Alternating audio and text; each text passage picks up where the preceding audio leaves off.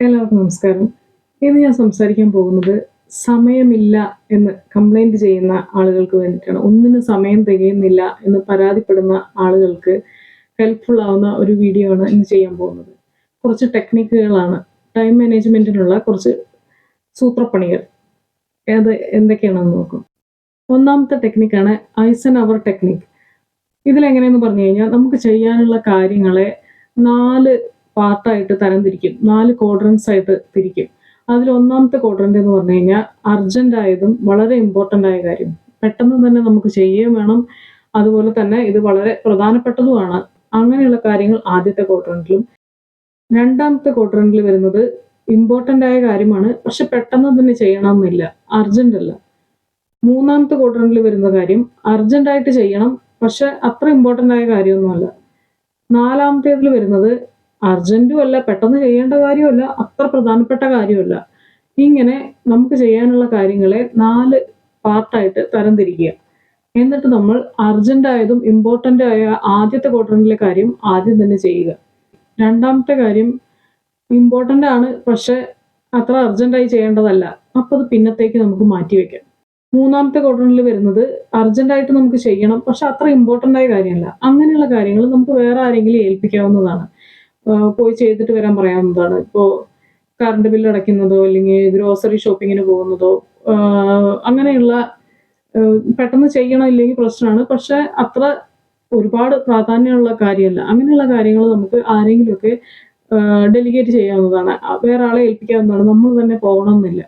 അതുപോലെ തന്നെ ലാസ്റ്റ് ഉള്ളത് ഫോർത്ത് ക്വാഡ്രന്റിൽ വരുന്നത് അർജന്റും അല്ല, ഇമ്പോർട്ടന്റും അല്ല, പെട്ടെന്ന് ചെയ്യണമെന്നുമില്ല, എന്നാൽ അത്ര അത്യാവശ്യമുള്ള കാര്യമല്ല. അങ്ങനെയുള്ള കാര്യങ്ങൾ സമയമുണ്ടെങ്കിൽ ചെയ്യാമെന്നൊക്കെ കരുതി നമ്മൾ വെക്കുന്ന കാര്യങ്ങൾ വേണമെങ്കിൽ നമുക്ക് ഒഴിവാക്കാവുന്നതാണ്. അത് ചെയ്യാതിരിക്കാവുന്നതാണ്. പിന്നെയുള്ള ഒരു മെത്തേഡാണ് ടൈം ബ്ലോക്കിംഗ് എന്ന് പറയും.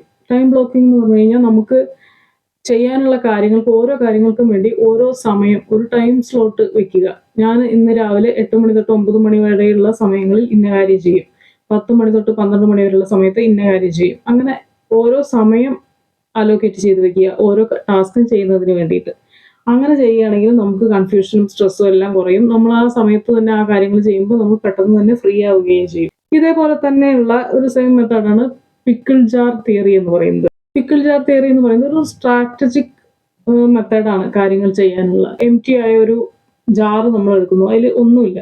പിന്നെ നമുക്ക് ചെയ്യാനുള്ള കാര്യങ്ങൾ എന്തൊക്കെയാണെന്ന് നമ്മൾ ആ ടാസ്കുകൾ ആ ജാറിൽ നമ്മൾ നിറയ്ക്കുന്നു എന്ന് കരുതുക. പിക്കിൾ ജാർ തിയറിയിലും ഇതുപോലെ 4 കാര്യങ്ങളാണുള്ളത്. അതിൽ ഒന്നാമത്തേതാണ് റോക്സ്. റോക്സ് എന്ന് പറഞ്ഞു കഴിഞ്ഞാൽ നമുക്ക് വളരെ ഇമ്പോർട്ടന്റ് ആയ കാര്യങ്ങൾ പെട്ടെന്ന് തന്നെ ചെയ്തു തീർക്കേണ്ടതും വളരെ അത്യാവശ്യമുള്ള കാര്യങ്ങളൊക്കെ മോസ്റ്റ് ഇമ്പോർട്ടന്റ് ആയ ടാസ്ക് ആണ് ഇതിൽ റോക്സ് എന്ന് പറയുന്നത്. പിന്നെയുള്ളതാണ് പെബിൾസ്. പെബിൾസ് എന്ന് പറഞ്ഞു കഴിഞ്ഞാൽ നമുക്ക് മീഡിയം സൈസുള്ള കാര്യങ്ങൾ. സാൻഡ് എന്ന് പറഞ്ഞു കഴിഞ്ഞാൽ വളരെ സ്മോൾ സൈസായ കാര്യങ്ങൾ എന്ന് വെച്ച് കഴിഞ്ഞാൽ ഇപ്പോൾ നിങ്ങൾക്ക് ഇമെയിൽ ചെക്ക് ചെയ്യാനുണ്ട്, സോഷ്യൽ മീഡിയയിൽ എന്തൊക്കെയാണ് ന്യൂസുകൾ ബ്രൗസ് ചെയ്യാനുണ്ട്, എന്തൊക്കെയാണ് നടക്കുന്നത്, ലോകത്ത് എന്തൊക്കെയാണ് നടക്കുന്നത് എന്നുള്ള കാര്യങ്ങൾ ഇതൊക്കെ നമ്മൾ അറിഞ്ഞിരിക്കേണ്ടത് തന്നെയാണ്. പക്ഷെ അങ്ങനെ വലിയൊരു സംഭവം അല്ല താനും. അപ്പം അങ്ങനെയുള്ള സ്മോൾ സൈസ് കാര്യങ്ങൾ. പിന്നെയുള്ളതാണ് വാട്ടർ. വാട്ടർ എന്ന് പറഞ്ഞു കഴിഞ്ഞാൽ നമുക്ക് ലേഷർ ടൈം, നമുക്ക് എൻജോയ് ചെയ്യാനുള്ള സമയം. അങ്ങനെ റോക്സ്, പെബിൾസ്, സാൻഡ്, വാട്ടർ, അങ്ങനെ കുറച്ച് കാര്യങ്ങൾ നമ്മൾ ആ ജാറിൽ ഇടുകയാണ്. അതിൽ നമുക്ക് റോക്സ് ആദ്യം ചെയ്യണം, പിന്നെ പെബിൾസ് ചെയ്യണം, പിന്നെ സാൻഡ്, പിന്നെ വാട്ടർ, അങ്ങനെ സമയം ക്രമീകരിക്കുക. അതിനാണ് പിക്കിൾ ജാർ തിയറി എന്ന് പറയുന്നത്. പിന്നെയുള്ള ഒരു ടൈം മാനേജ്മെന്റ് മെത്തേഡാണ് RPM.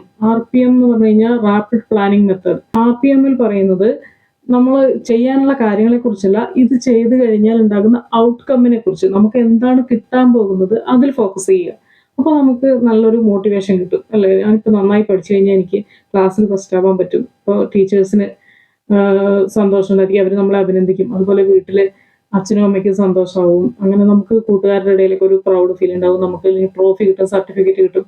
അങ്ങനെയുള്ള നമുക്ക് എന്താണോ കിട്ടാൻ പോകുന്നത് അതിന് പറ്റി അത് ഫോക്കസ് ചെയ്യുക, അതിൽ കൂടുതൽ ശ്രദ്ധ കൊടുക്കുക. അപ്പൊ അങ്ങനെ കാര്യങ്ങൾ ചെയ്യുന്നതിനാണ് RPM എന്ന് പറയുന്നത്. പിന്നെയുള്ള ഒരു മെത്തേഡാണ് GTD എന്ന് പറയും, ഗെറ്റിംഗ് തിങ്സ് ഡൺ.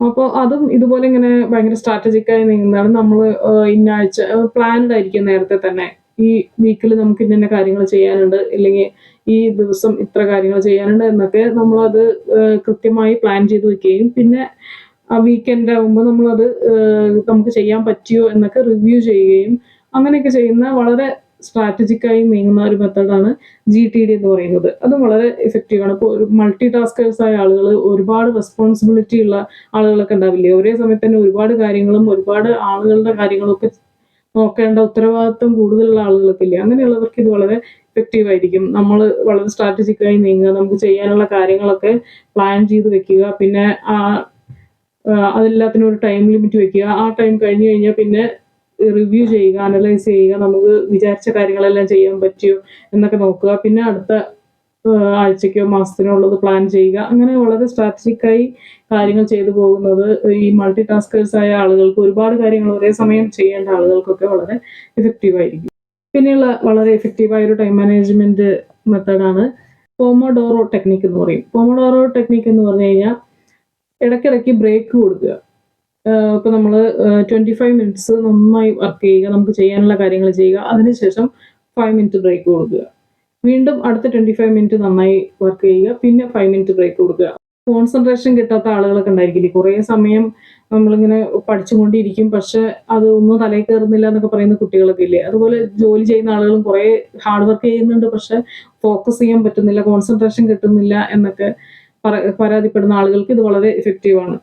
കാരണം നമ്മൾ ജോലി ചെയ്യുന്ന സമയത്ത് അതിൽ മാത്രം ഫോക്കസ് ചെയ്യുകയും അത് കഴിഞ്ഞ് നമുക്ക് ആവശ്യമുള്ള ബ്രേക്ക് എടുക്കുകയും ചെയ്യുകയാണ്. അപ്പോൾ നമുക്ക് ഫോക്കസ് കൂട്ടാനൊക്കെ ഇത് വളരെ സഹായിക്കും. പിന്നെയുള്ളതാണ്, നിങ്ങൾക്ക് എല്ലാവർക്കും അറിയായിരിക്കും, eat the ugly frog first.